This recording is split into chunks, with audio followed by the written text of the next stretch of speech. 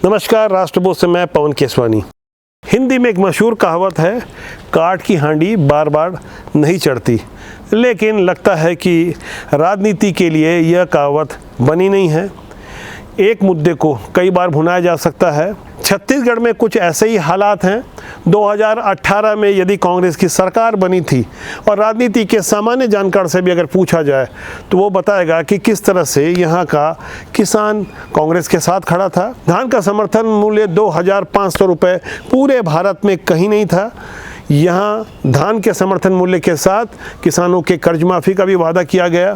फिलहाल छत्तीसगढ़ की राजनीति में एक बार फिर धान आ चुका है, लेकिन यहाँ धान के साथ साथ भारतीय जनता पार्टी का एक चेहरा भी सामने आ रहा है, वह है सांसद अरुण साव। हालांकि कांग्रेस अरुण साव के ऊपर सीधा हमला करने से बचती रही है। जब कभी भी हमले का मौका आता है तो पुराने वाले मुख्यमंत्री डॉक्टर रमन सिंह को ही सामने रखा जाता है। 15 साल उनका राज था, लेकिन मौजूदा समय में भारतीय जनता पार्टी जिस नए तेवर और नए कलेवर के साथ खुद को प्रस्तुत कर रही है, वहाँ यहाँ समझाने की कोशिश हो रही है कि पुरानी वाली जो सरकार थी उनसे जो गलतियाँ हुई उससे सबक लेकर हम नए तरीके से, नए अंदाज में, न केवल नए चेहरों के साथ बल्कि नए मुद्दों के साथ जनता के बीच आ रहे हैं। काफ़ी हद तक भारतीय जनता पार्टी इसमें सफल भी हुई है। जिस तरह से भारतीय जनता पार्टी का महाजनसंपर्क अभियान चल रहा है, मोदी सरकार के 9 साल के कार्यों को बताने के लिए जगह जगह भारतीय जनता पार्टी के वरिष्ठ नेता पूरे छत्तीसगढ़ में घूम रहे हैं। वहीं कांग्रेस की ओर से भी 5 संभागों का सम्मेलन भी हो गया। लेकिन इन तैयारियों के बीच सरकार के प्रवक्ता और सीनियर मंत्री मोहम्मद अकबर ने पत्रकारों के सामने कह दिया कि केंद्र सरकार धान खरीदी के लिए 1 रुपये भी नहीं देती है। ये कहते वक्त मोहम्मद अकबर कुछ नाराज और हल्के गुस्से में नजर आ रहे थे। उन्होंने ये कह तो दिया और उसके बाद अरुण साव को जो मौका मिला, उन्होंने जो कुछ कहा, आप उस पर भी गौर करें। फिलहाल मोहम्मद अकबर की उन बातों को सुने। केंद्र सरकार अधिक धान खरीदे, एक मिनट सुन तो लो, कभी मांग नहीं करते। और ये केंद्र सरकार के पूछ कर नहीं बोला गया है राज्य सरकार के द्वारा कि हम 1,25,00,000 मेट्रिक टन खरीदेंगे, अपने लेवल पे बोला गया है। उनसे पूछ के नहीं बोला गया। धान केंद्र के लिए खरीद रहे हैं कि आप अपने लिए खरीद रहे हैं? अरे भाई, सेंट्रल पूल में जमा करोगे ना, ये तो सेंट्रल पूल में जमा करने के लिए। धान खरीदी के लिए कोई राशि हमको नहीं मिलती, 1 रुपया नहीं मिलता। देखिए, एक तो मोहम्मद अकबर जी को शायद ये पता नहीं है कि धान से ही चावल बनता है और भारत सरकार चावल लेती है। और ये कांग्रेस का दोहरा चरित्र मुझे तो समझ में नहीं आता है। विधानसभा में ये स्वीकार करते हैं कि राज्य सरकार केंद्र के एजेंसी के रूप में धान की खरीदी करती है। दूसरा, इन्होंने विधानसभा में स्वीकार किया कि केंद्र सरकार ने इसके लिए 51,000 करोड़ रुपए दिए और भारत सरकार राज्य सरकार से धान से बने हुए चावल की खरीदी करती है।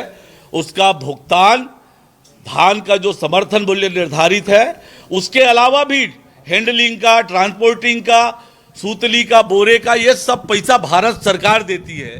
तो ये दोहरा चरित्र है कांग्रेस का, जो इस मामले में फिर से उजागर हो रहा है। छत्तीसगढ़ के धान को चावल के रूप में भारत सरकार खरीदती है और उसका पैसे का भुगतान केंद्र सरकार करती है।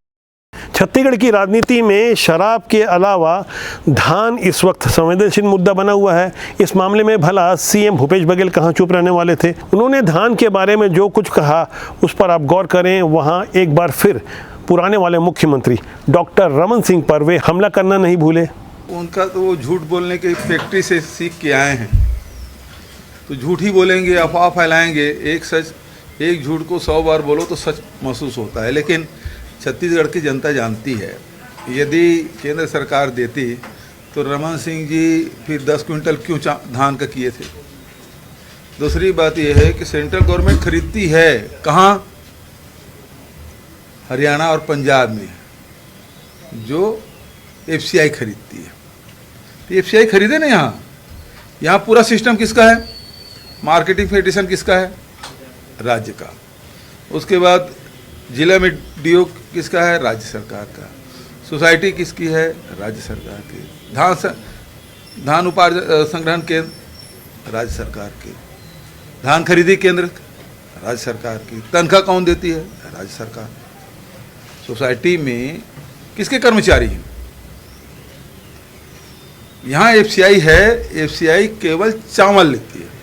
मुद्दा चाहे धान का हो या परिवारवाद का, कि निशाने पर डॉक्टर रमन सिंह होते हैं। सीएम भूपेश बघेल अक्सर यह याद दिलाने की कोशिश करते हैं कि छत्तीसगढ़ की राजनीति में भारतीय जनता पार्टी के 15 साल वाले मुख्यमंत्री ने तमाम गलतियां की। एक बार फिर उन्होंने परिवारवाद की याद दिलाई। ये वही परिवारवाद है जिस पे भारतीय जनता पार्टी अक्सर कांग्रेस पर हमलावर होती रही है। लेकिन 2014 में डॉक्टर रमन सिंह ने मुख्यमंत्री रहते हुए जिस तरह से मोदी लहर में अपने सुपुत्र अभिषेक सिंह को टिकट दिलाई, तो इसके बाद भारतीय जनता पार्टी के हाथ से भी परिवारवाद का मुद्दा जाता रहा। छत्तीसगढ़ के पुराने नेताओं की उस परिवारवाद वाली गलती को एक बार फिर कुरेदते हुए सीएम भूपेश बघेल ने एक बार फिर तीखा हमला बोला। देखिए, नड्डा जी जिस प्रदेश से आते हैं, अनुराग ठाकुर जी के पिताजी कौन मंत्री थे कि नहीं थे, मुख्यमंत्री थे कि नहीं थे? राजनाथ सिंह के बेटे हैं कि नहीं विधायक? अमित शाह जी के बेटे हैं नहीं बीसीसीआई? तो ये किसकी पार्टी हुई? बलीराम कश्यप, स्वर्गीय बलीराम कश्यप, उसके एक बेटा सांसद रहे, एक बेटा मंत्री रहे। रमन सिंह जी मुख्यमंत्री, बेटा सांसद। तो पर उपदेश कुशल बहु तेरे। अरे उंगली उठाने से पहले सोच तो लेना चाहिए कि उनके पार्टी में क्या चल रहा है। गिनाओ तो दर्जनों मिल जाएंगे। परिवारवाद के मुद्दे पर पीएम नरेंद्र मोदी 15 मार्च 2022 को जिस तरह से भारतीय जनता पार्टी के ही नेताओं को यह समझा चुके हैं कि परिवारवाद के कारण यदि किसी की टिकट कटती है और यह पाप है तो उस पाप का भागीदार मैं स्वयं होऊंगा।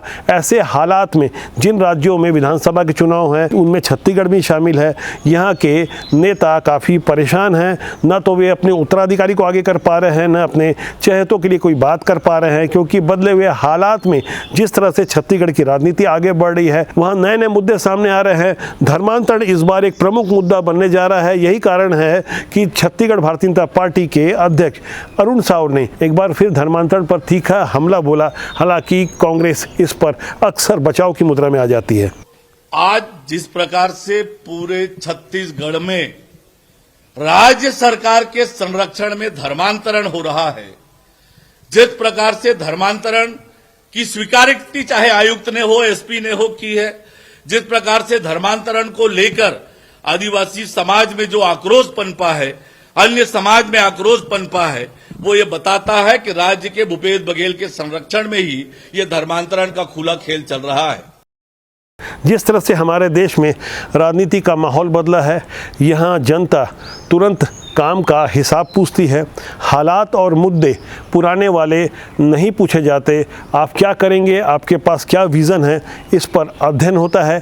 यही कारण है कि बस्तर से 5 बार चुनाव जीते हुए कांग्रेस के मौजूदा मंत्री कवासी लखमा इस वक्त चर्चा में हैं। कवासी लखमा कांग्रेस के लिए सबसे बड़े आदिवासी नेता हैं। अक्सर अपने बयानों के कारण चर्चा में रहने वाले कवासी लखमा ने अपने पुराने गुरु अरविंद नेताम के बारे में जो कुछ कहा उस पर आपको गौर करना चाहिए।